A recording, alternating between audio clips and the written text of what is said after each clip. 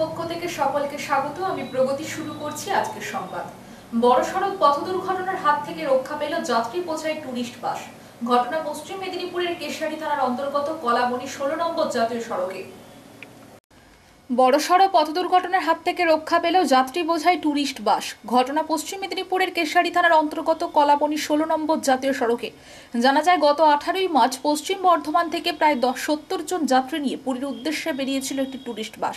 পুরী থেকে ফেরার পথে সোমবার ভোরে কলাবনীর কাছে জাতীয় সড়কে আচমকা একটি পিকআপ ভ্যান ব্রেক মারলে দ্রুত গতিতে থাকা যাত্রী বোঝাই টুরিস্ট বাস পিকআপ ভ্যানের পেছনে ধাক্কা মারে। ঘটনায় আহত হন টুরিস্ট বাসের চালক সহ দুজন। বাসে থাকা যাত্রীদের হতাহতের খবর পাওয়া যায়নি। পথ দুর্ঘটনার ফলে যানজট সৃষ্টি হয় জাতীয় সড়কে। ঘটনাস্থলে পৌঁছায় কেশিয়ারি থানার পুলিশ এবং জাতীয় সড়ক কর্তৃপক্ষ। আহত চালককে উদ্ধার করে হাসপাতালে নিয়ে যাওয়া হয় চিকিৎসার জন্য। দুর্ঘটনাগ্রস্ত বাসটিকে উদ্ধার করে যানজট মুক্ত করা হয় জাতীয় সড়কে। বাসটি দ্রুত গতিতে থাকায় এবং চালকের ঘুম চলে আসায় এই ঘটনা ঘটতে পারে বলে পুলিশের প্রাথমিক অনুমান।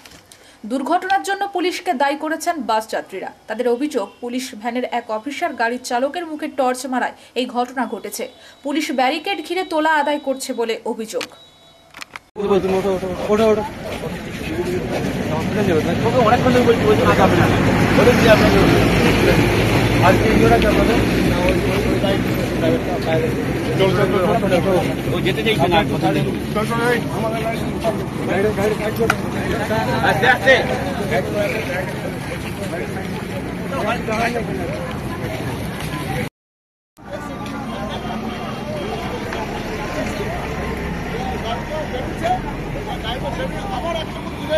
আবার একজনকে দাঁড় করেছে, বুঝলি? আর আমাদের পেছনে বাসটা আছে, বাসের মুখে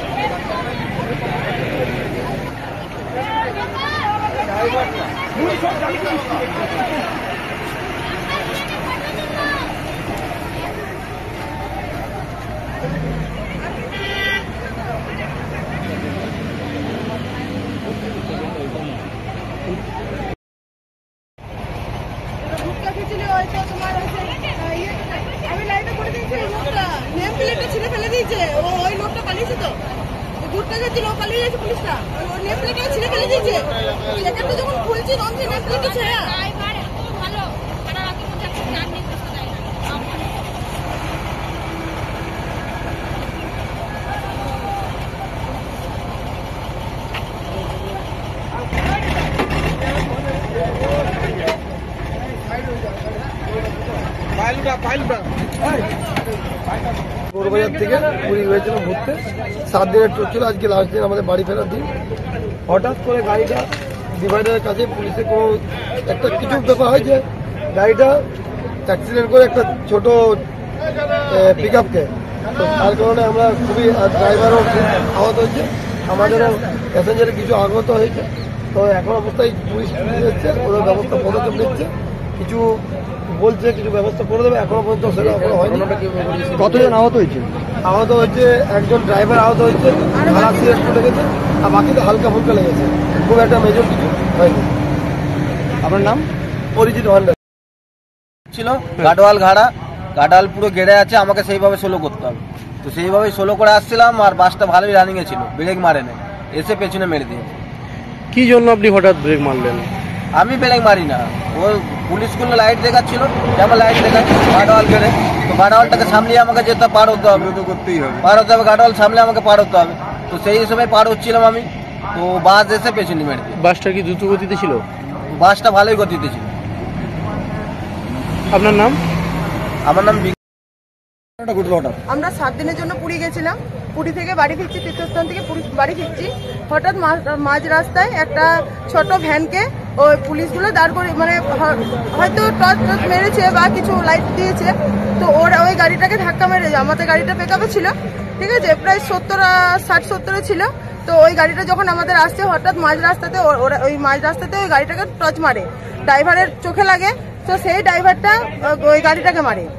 তো পুলিশগুলোকে আমরা যখন বলি, তো পুলিশগুলো সঙ্গে সঙ্গে তাদের যে নেম প্লেটটা হয় সেটা উল্টে দেয়। আমি যখন লাইভ করতে যাই তখনও কিন্তু ওরা উল্টে দিয়েছে। আমি জিজ্ঞেস করি তো বলছে ড্রাইভার মদ খেয়েছে। তো আমি বললাম আমরা এত কুয়াশার মধ্যে আমরা চলে এলাম, তখনও কিছু হলো না। তো আমরা এখানে এসে ড্রাইভার মদ খেয়েছে, ড্রাইভারটা ভালো ছিল বলে আজ আমাদের জীবনটা পেল। কিন্তু পশ্চিমবঙ্গের এরকম অবস্থাজনক, আমাদের যদি আজ কিছু হয়ে যেত কে দায়ী নিত?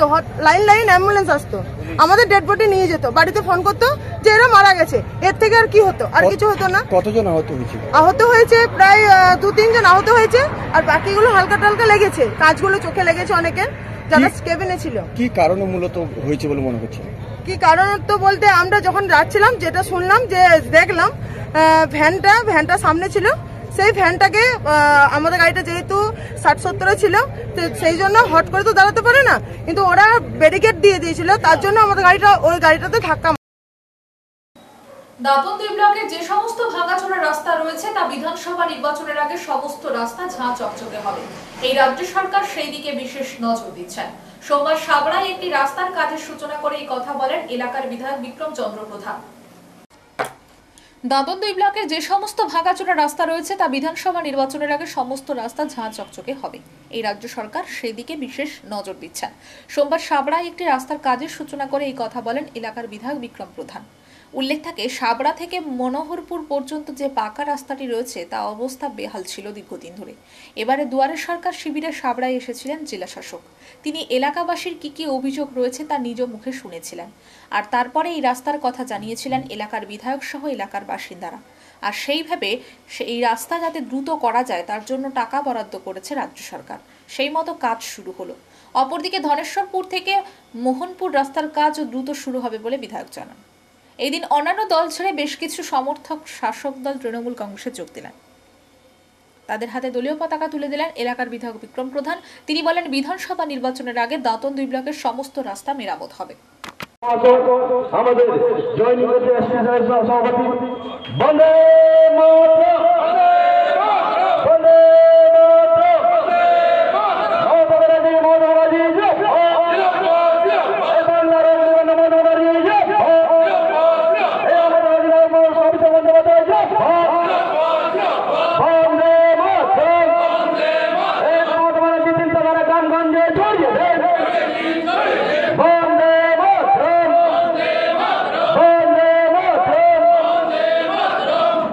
আমি জানতাম ও অন্য একটি দলের সঙ্গে যুক্ত ছিল, সিপিএম এর সঙ্গে যুক্ত ছিল, এবং সে আমাদেরকে সব আছে ওকে আমরা সাবড়া অঞ্চলে এসটি সেলের সভাপতি করব, এবং তার নেতৃত্বে সবাই এসটি ভাইদেরকে আবার আমরা দলে জড়িত।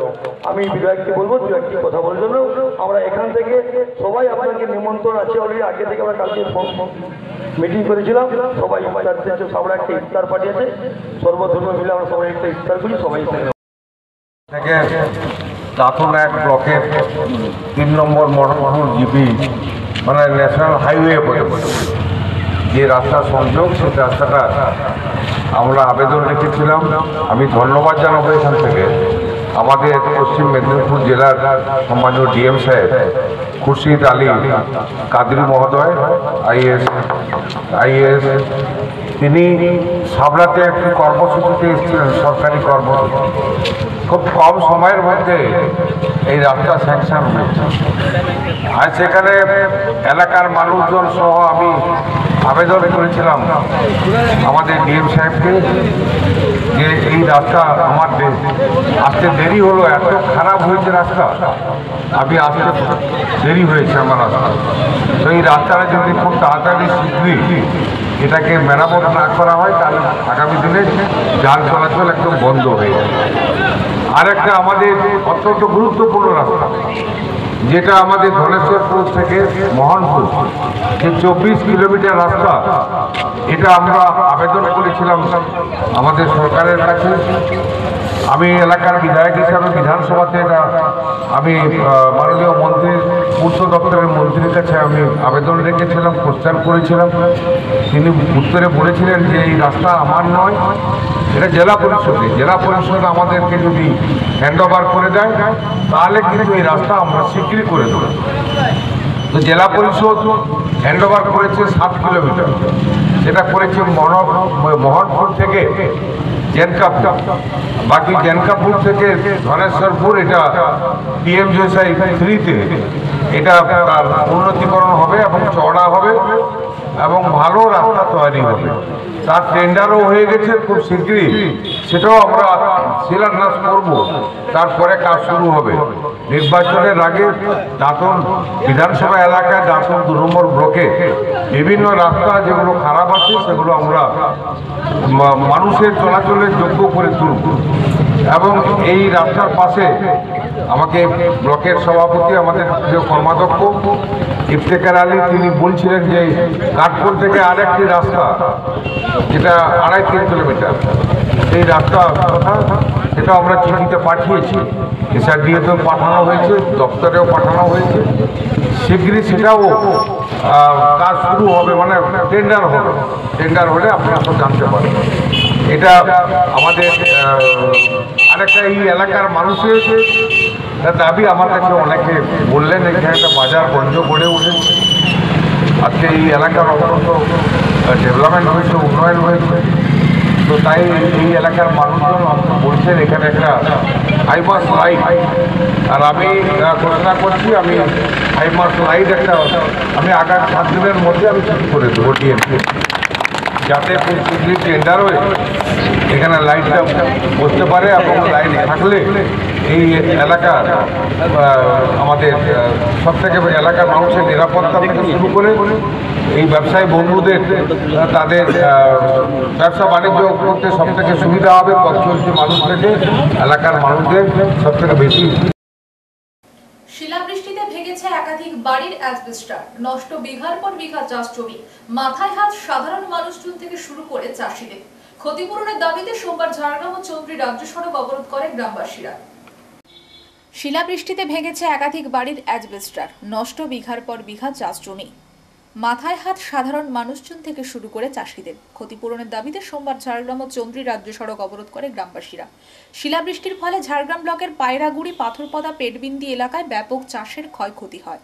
সেই সঙ্গে শিলাবৃষ্টির জেরে একাধিক বাড়ির ক্ষয়ক্ষতি হয়। ক্ষতিপূরণের দাবিতে হাতে প্লাকার্ড নিয়ে গ্রামের মানুষজন রাস্তায় দাঁড়িয়ে বিক্ষোভ দেখান, যার জেরে ব্যস্ততম রাজ্য সড়কে দাঁড়িয়ে পড়ে যাত্রীবাহী বাস থেকে শুরু করে বিভিন্ন যাত্রীবাহী গাড়ি। খবর পেয়ে ঘটনাস্থলে পৌঁছায় ঝাড়গ্রাম থানার পুলিশ।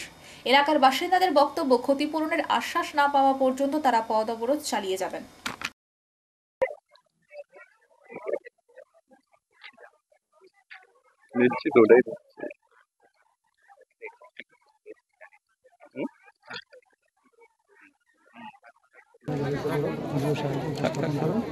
ব্যবস্থা করে দেবো, লোকও পাঠিয়ে যাই হোক না কেন আমি আমার লোক পাঠাবো। এখন আপনারা 5 জন না 5 জন ওটা পরের প্রশ্ন স্যার। আমাদের যে 1200 বাড়ি, 6টা গ্রাম, আগে তো তদন্ত করা হোক। আপনারা বিডিও সাহেবের চেম্বারে 5 জন গেলেন, বিডিও সাহেব ওনার লোক পাঠালেন, এখানে তো আপনারা খবর নিন যে ভিজিট হচ্ছে কি এখন সাহেব আচ্ছা কথা বলছি, কিন্তু যাচ্ছি না আমরা 5 জন গেলাম। 5 জনে এখানে যে ক্ষয়ক্ষতিটা হয়েছে সেইটা না তদন্ত করে আমরা গিয়ে আমাকে বলবেন তদন্ত করতে, তুমি তো ওনার লোক পাঠাবেন, তো আপনারা 5 জন লোক সাহেবের চেম্বারে দেখা করবেন। আমরা যাব, কিন্তু অবরোধ থাকবে। অবরোধটা ক্লিয়ার না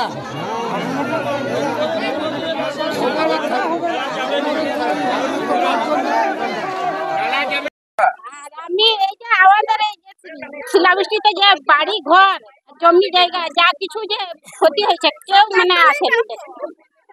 আপনারা কি চাইছেন? আমরা চাইছি যে আমাদের এসে দেখে আমাদের ক্ষতিপূরণ। তো সেক্ষেত্রে কি প্রশাসনের আধিকারিকরা এসেছিল? না আসেনি, আসছিল যদিও 2-1 ঘর দেখি চলিয়েছে, কিন্তু আমরা ডাকিছি আসেনি। তো এখানে কি মনে হচ্ছে প্রশাসনের যে আধিকারিকরা আছে তারাই টাকাটা কারচুপি করছে? এই সব করছে, কাউকে দিচ্ছে একটা মতো পলিথিন, কাউকে দিচ্ছে। কিন্তু সরকার তো টাকা দিচ্ছে। আমরা কিছুই পাচ্ছে। আপনারা কি চাইছেন? আমরা চাইছি যে আমাদের সঠিক তদন্ত হোক আর দেও, যার যেমন হয়েছে। আমার সুশীল না ওই জুতো পরে আছি না, খাবার আছে।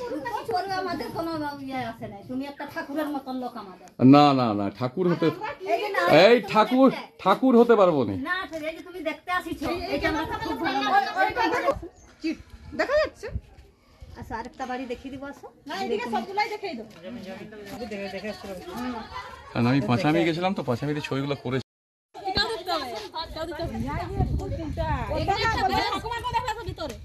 মানে বলছে কি ভালো করে ছবি দিব না, দেখা মানে উটা লিখছে না যে এখানে এই আর ঘরিটা মানে এই গ্রামে এটা না লিখছে, এটা আমি 2 টাকা তুলো এখানে বসে আছে শুয়ে আছে তুলবে আসো বাড়িতে এখানে তুলো ঠিক আছে।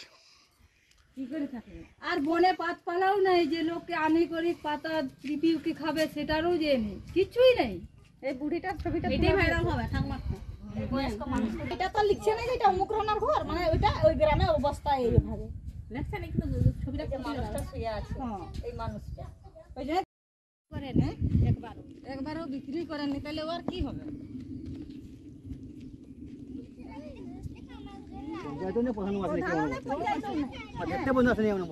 প্রধান পঞ্চায়েত এসে আমাদের কাছে বলুক যে শুধু পলিথিনের ইয়ে ছিল, টাকা ছিল আর কিছু ব্যাগ না, তো 200 টাকা নিয়ে আমরা তো কিনে আনি নাইলে ওই তো আমাদের ঘরতে 8000 না 9000 টাকা খরচ হইল, তাহলে 4 জন 5 জন করে লাগাইছে তাহলে 500 টাকা পলিথিন কিনে আনি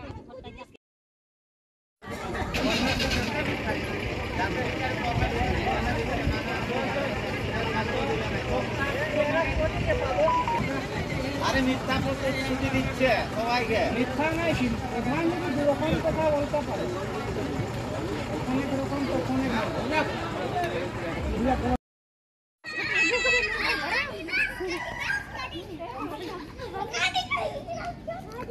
ওইদিকে যাবেন, ওইদিকে ফুটো হয়ে গেছে পুরো ভাঙচুরে উড়িয়ে নিয়ে চলে গেছিল, অনেক কালি দিয়ে আছে ইয়ে তিরপল দিয়ে আছে। আমার খোলার বাড়িটার অবস্থা দেখবেন চলো না কে তারপরে ব্যাস নামদের আগে দেখুন। হ্যাঁ প্রচুর অনেক বাড়ি, আমার বাড়ি দুবার ভেঙে গেছে, আগে একবার জল ঝড় হয়েছিল যে আর একটা বয়স্ক মানুষ থাকে এখানে জানেন। এই সংবাদদাতা এখানে এই যে দেখুন দেখুন দেখুন এদিকে বেরো ভাঙা ঘরে থাকে অবস্থাটা দেখুন না, এটা হচ্ছে আমার বাড়ি।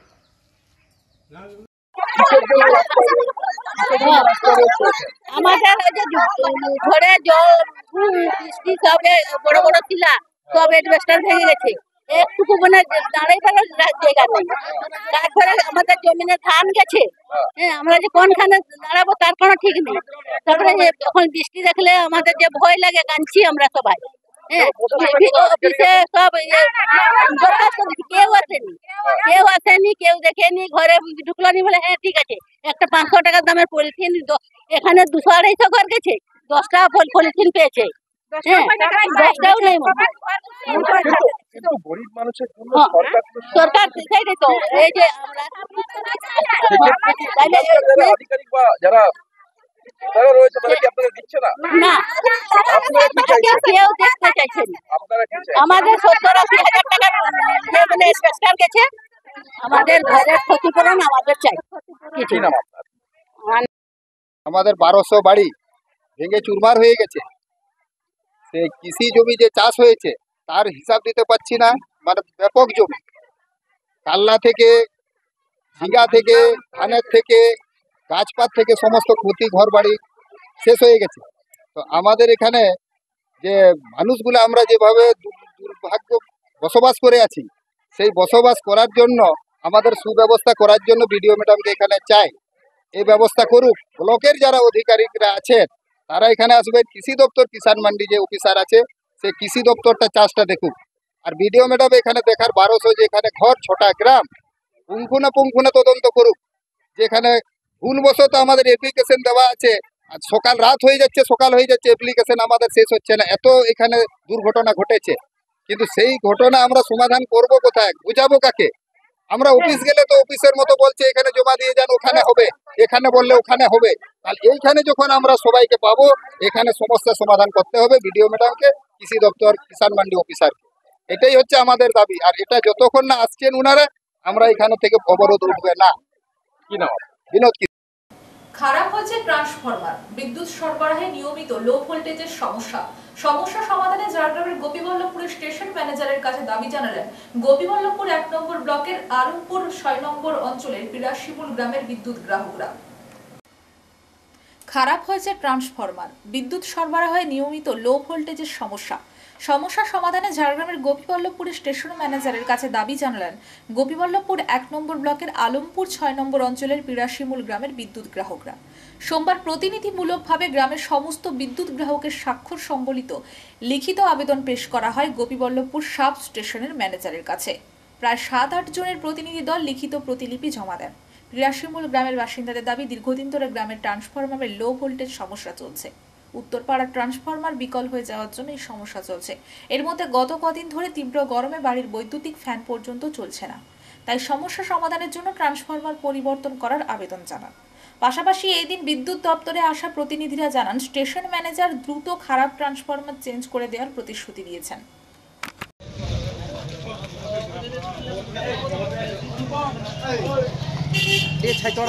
দাদা বাহারুন, তার মানে ভিডিও তো হয়নি এখন, আর কোটে ঢুকবে এই ভিতরে